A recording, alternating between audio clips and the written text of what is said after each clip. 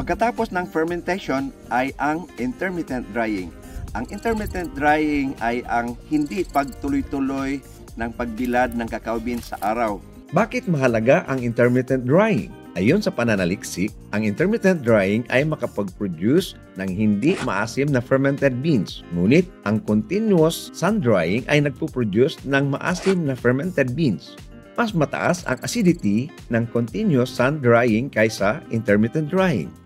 Ang alkyl pyrrazines ay mga compounds na may kaugnayan sa sarap, bango at lasa ng beans. Mas mataas ang alkyl pyrrazines na napoproduce sa intermittent drying kaysa sa continuous sun drying. Paano gawin ang intermittent drying?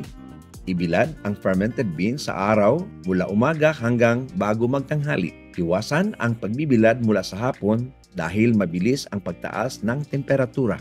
Ang unang 4 na araw ng intermittent drying ay critical.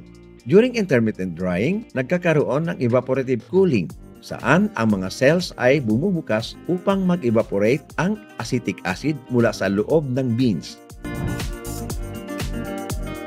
Alisin ang fermented beans mula sa kahon at ikalat ang mga ito ng pantay-pantay sa 1 o 2 layer sa net o sa isang ventilated table dryer.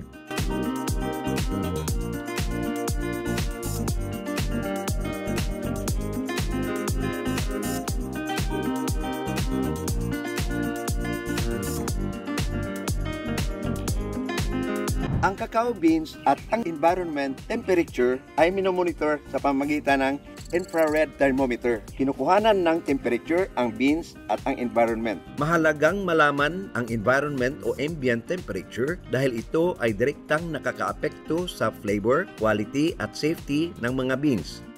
Bago lalagpas ang temperatura ng beans ng 40 degrees ay hinahalo ang mga beans upang magkaroon ng uniform drying.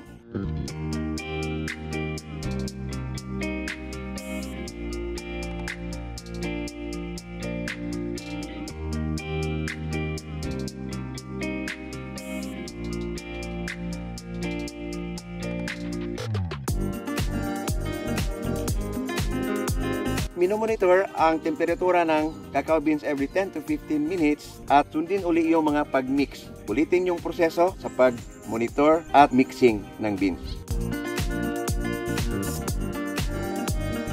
Kung sa pag-monitor nyo, patuloy ang pagtaas ng temperatura na malapit ng lalagpas sa 40 degrees, takpan o iligpit nyo na ang inyong mga beans. Takpan ang mga beans mula sa direktang sikat ng araw gamit ang waterproof na material katulad ng trapal o ilagay sa lilim na lugar.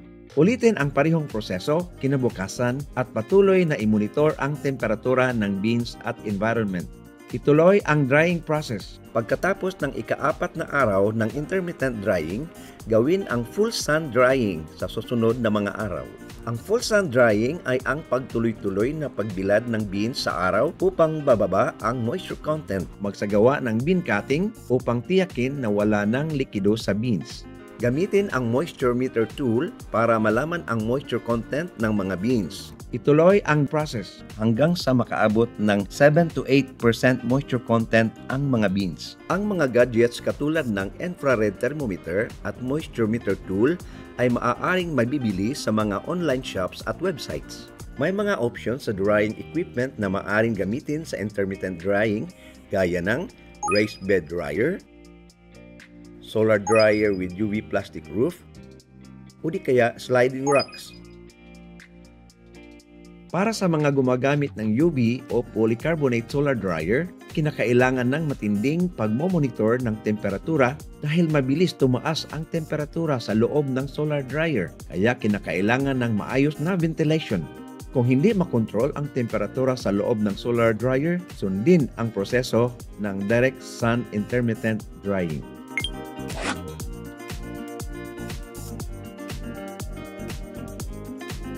Iimbak ang mga tuyo na beans sa mga jute sacks o bagong food-grade plastic sacks.